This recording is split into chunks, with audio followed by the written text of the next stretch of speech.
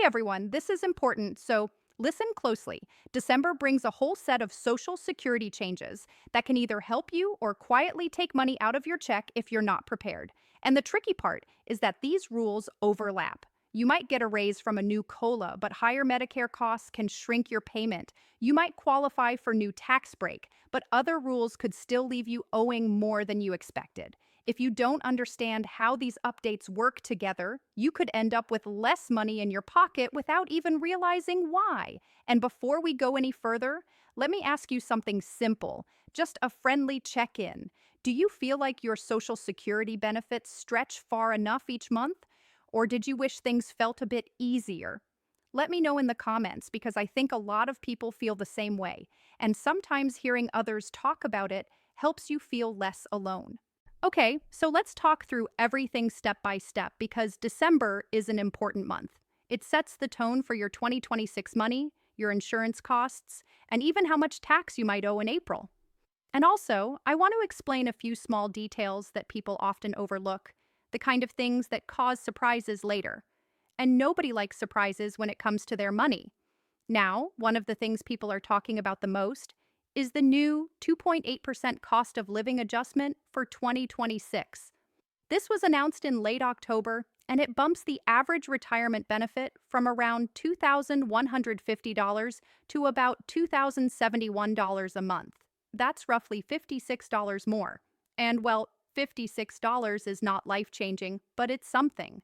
It helps a bit with groceries or maybe a phone bill. For SSI recipients, your new amount actually arrives on December 31st, which feels early, but that's how the system works when January starts on certain days of the week. But here's the thing, a lot of people tell me in the comments, and maybe you feel this too.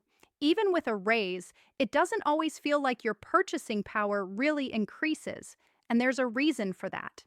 The way Social Security calculates COLA is based on something called the CPIW, which measures the cost of living for workers, not retirees.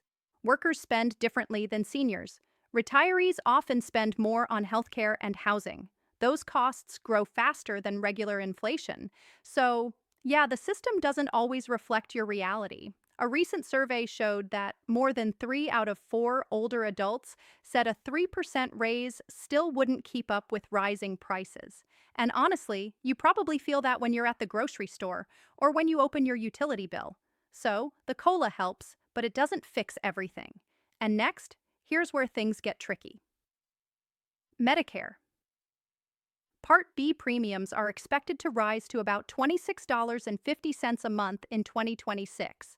That's up from $185. So, about a $21 increase. For a lot of you, that money is taken directly out of your Social Security check. So, you might get a raise in benefits, but Medicare takes a chunk right back out. It's almost like someone hands you $56 and then walks behind you and takes 21. And this is why many people say they feel like they're barely keeping up. That tout gouffre isn't you imagining things. It's a real structural issue. And because healthcare costs rise faster than benefits, people often feel stuck. Another thing to consider is the tax deduction for seniors that starts with 2026 taxes. This is part of President Trump's One Big Beautiful Bill. People age 65 and older get an extra $6,000 deduction. Married couples can claim up to $12,000. And also, you don't need to itemize your taxes to use this. You can take it even if you use the standard deduction. This is actually one of the biggest tax breaks seniors have seen in years. And economists estimate that it will increase the number of seniors who owe zero federal taxes on their benefits from 64% to 88%. So yeah, that means more people will keep more of their Social Security. But there's something else you should know. That deduction also reduces federal tax revenue. And because part of Social Security is funded by those taxes, the trust fund loses money faster. The SSA estimates that this deduction alone could push the trust fund toward depletion about 6 months sooner. It doesn't hurt anyone this year, but it adds pressure to the long term. Now, people ask me a lot of taxes on Social Security are going away completely. There's a bill called the You Earned It, You Keep It Act that would end all federal taxes on Social Security benefits, starting with returns filed in 2027. but it only works if lawmakers raise the payroll tax cap. Right now, only the first $184,500 of wages are taxed for Social Security. Anything above that isn't. So, raising that cap is how they would cover the lost revenue from eliminating benefit taxes. It's a popular idea among retirees, but it's controversial in Congress. Some say the system needs the revenue to stay stable.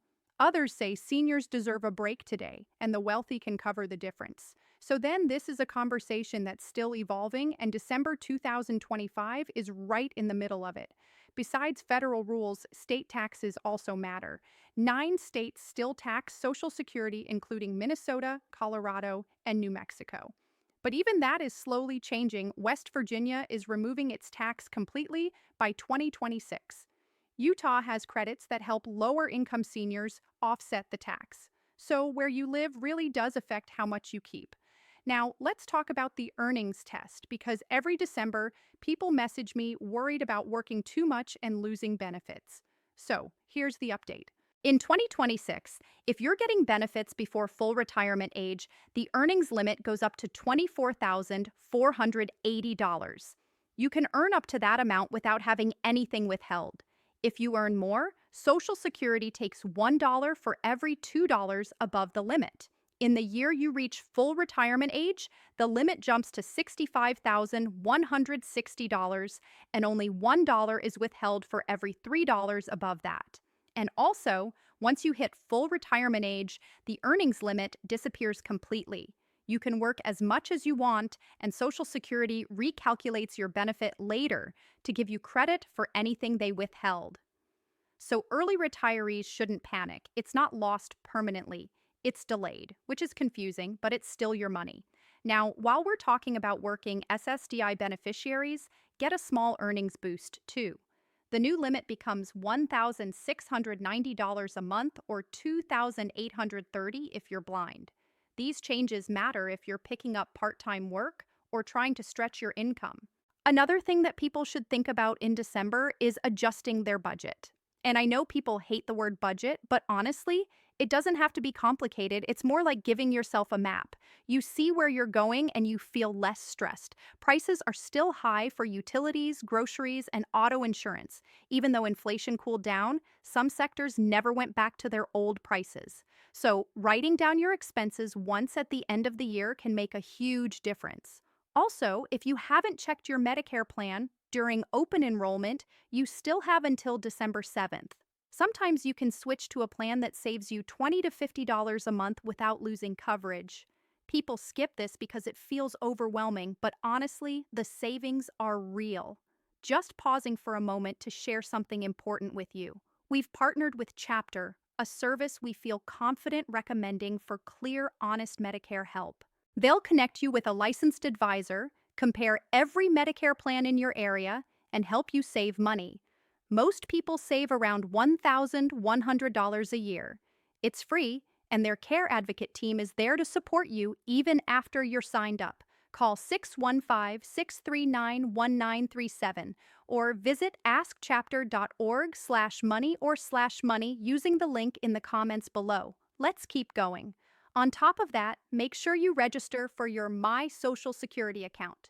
If you do it by November 19th, you'll get your exact 2026 benefit amount early.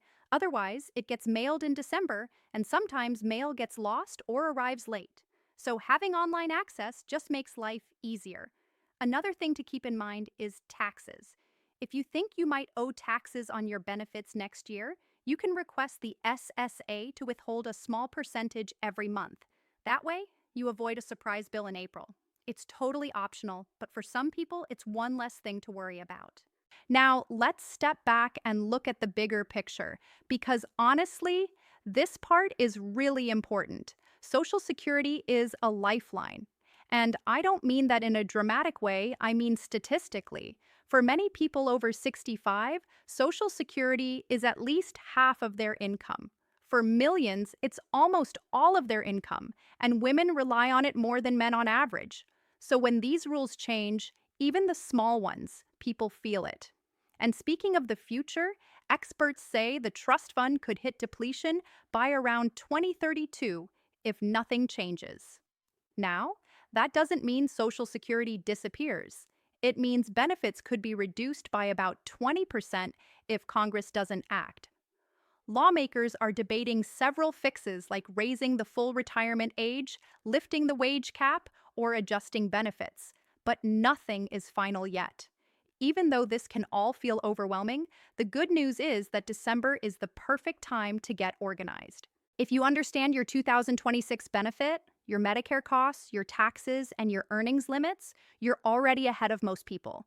And honestly, just being aware helps you make better choices. So, yeah, thank you for spending this time with me. I hope this helped you feel a little more prepared, a little more confident going into the new year. And if it did, go ahead and hit that subscribe button and share this with someone who might need it. And I'll leave you with this final thought. Every small step you take to understand your benefits, your taxes, your healthcare, it adds up, and sometimes the smallest steps make the biggest difference. I'll see you in the next one, and take care of yourself today.